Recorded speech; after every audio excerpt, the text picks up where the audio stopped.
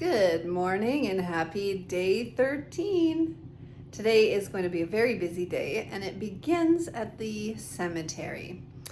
Our local cemetery is totally run by volunteers, and once a year an invitation goes out to everybody who has family buried there to come out and join us in a community cleanup.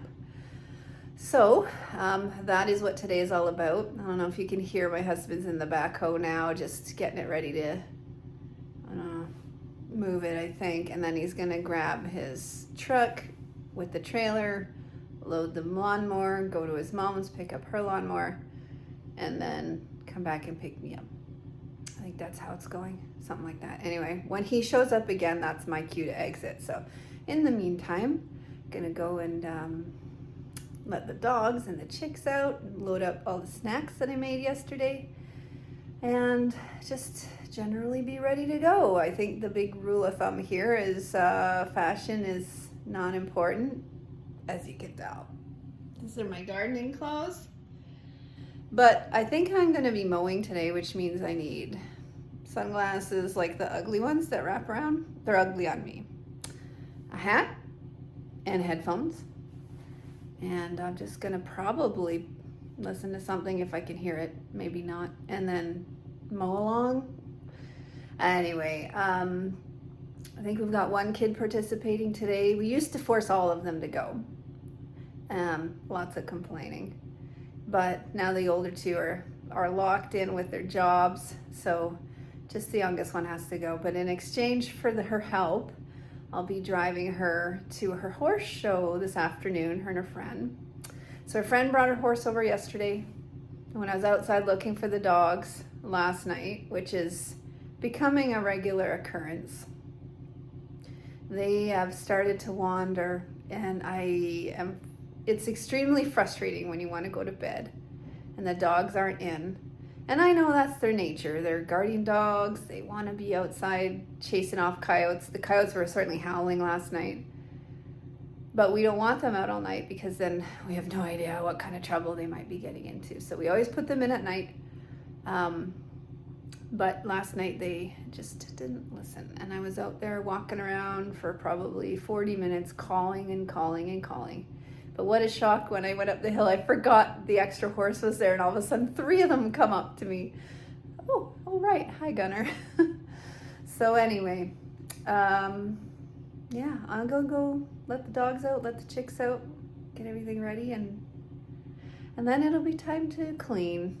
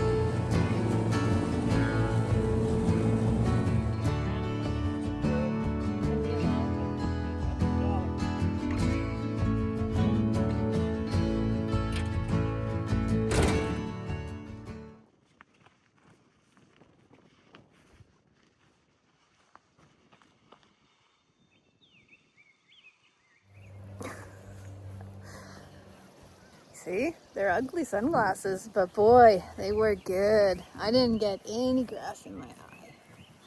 So we had an amazing turnout. Well, you can't see now, everybody's gone, but there were like probably 30 people here, maybe even more. And everyone was doing their part. It went really fast. The cemetery looks amazing. We had our board meeting, which went fast too, which is always nice. And now it's time to... Actually, I'm gonna wait till the cars are gone and mow some more in the parking lot, and then I'll then I'll head home and get ready for stage 2 of the day, which is taking Leela to her first, I'm gonna say solo horse show, because she doesn't have a coach there with her this year, and she's kind of organized it all herself. So yeah, big day for her. In book club, I think it's chapter 2, they talk about facing fear, and here's another fear of mine. This is my mother-in-law's mower. It's a 0 turn with the steering sticks, which are incredibly confusing at first. So I had to, it's no big deal if you've done this a million times before, but if you've never done it like me today, then learning how to steer, loading it onto the trailer, getting those stupid ratchet straps to actually work and not be tangled up, tying it down, and then hauling it, that's all fearful for me, because I didn't grow up on a farm. I wished I grew up on a farm, but I didn't. So all of these things I'm learning in my 40s. And of course, there's the fear of looking stupid amongst all these people who've been doing it their whole lives. But also the fear of wrecking something, and the fear of just not knowing. I think you can relate if you can think of anything in your life you've never done before, but then all of a sudden have to. Anyway, it's on there. It's solid. I'm gonna haul it now and say farewell to the cemetery. But here we are. Made it. Made it to the horse show. Time to unhook.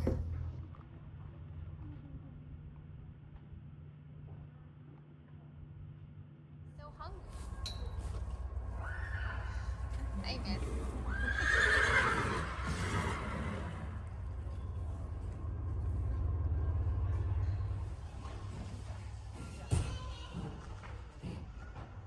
Oh my goodness. Such trouble. Oh, geez. She doesn't even bite.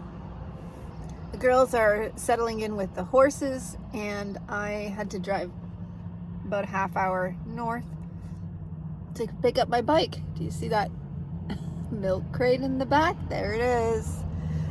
So I've never seen my bike look that clean, and I probably never will again, but I'm pretty excited to be riding it again. So I'm just gonna head back and see where the girls are at, and if they're still gonna ride for a bit, then I might just go for a bike ride.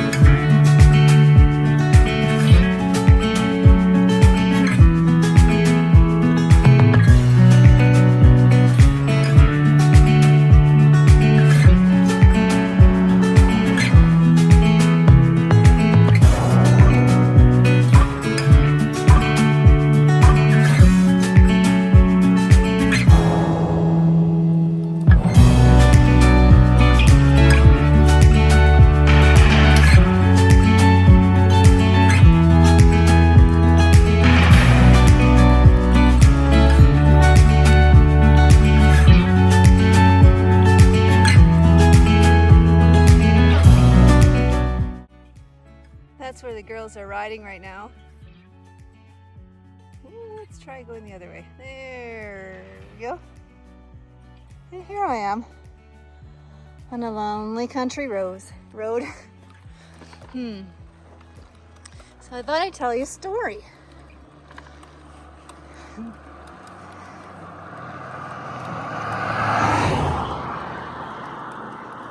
Once upon a time, on a lonely country road, a lot like this one, I was riding my bike.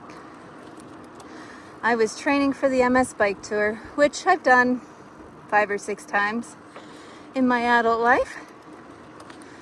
Anyway, on this particular day, I decided to take, I can't remember the name of the highway, but it was a secondary, it wasn't even a secondary. It was like a back road highway between the 2A and Highway 22.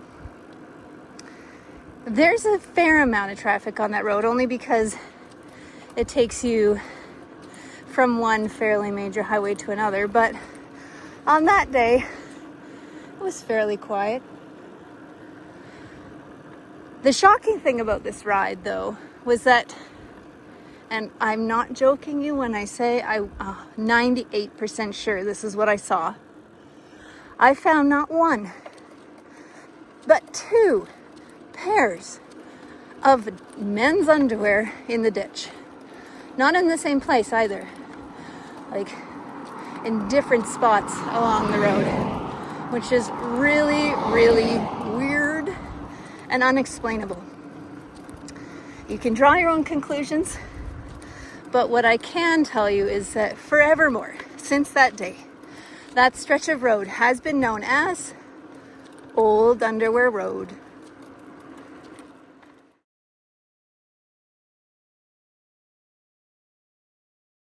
After a very early morning, the girls have gotten settled at the horse show, and I had to come home because they didn't pack enough hay, and the horses are hungry. Leela also helped with the chores this morning, so now all the babies are mixed with the big birds, which I hope is something that will resolve itself when they put themselves to bed tonight. If not, then I guess they're mixed. I had to come home because the girls made a massive oversight and didn't bring enough hay. So I needed to pack this tote full, and now I'm on my way back. See how everyone's got their feed bags hung up? Well, I got a special bag hung up too. Yep, that's right. Even the horses know it's my knitting bag.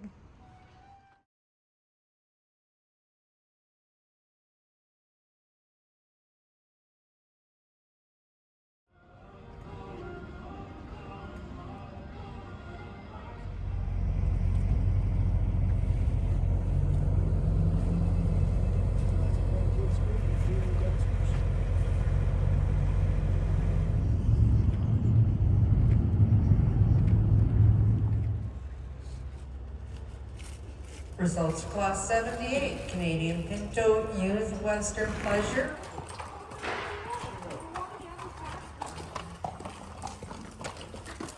Wow. What a weekend.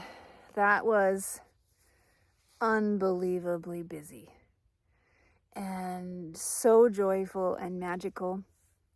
It was so cool to see those girls who started with horses this year that really didn't know how to do anything and taught them. Like, I know for sure Leela, I'm not really 100% how far along Gunner was for Zara, but for Leela, there.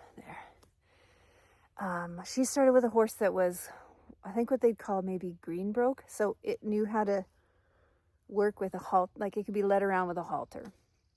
Which, if you don't know what that is, it's like a leash for a horse. And that was it. And through coaching and a lot of practice, she got that horse to do all sorts of things. Now, Missy's not perfect yet, but wow, like Leela even won an award, or a ribbon today. For horseman, was it horsemanship? basically, oh yeah, it was called Walk, Trot, Western Pleasure, something like that. So they walk around the arena and the judge says, walk please, trot please, stop, back 5 paces, that sort of thing. And Missy could do all of that, which is really cool. They're a good team. But this weekend was way busier than I like it to be.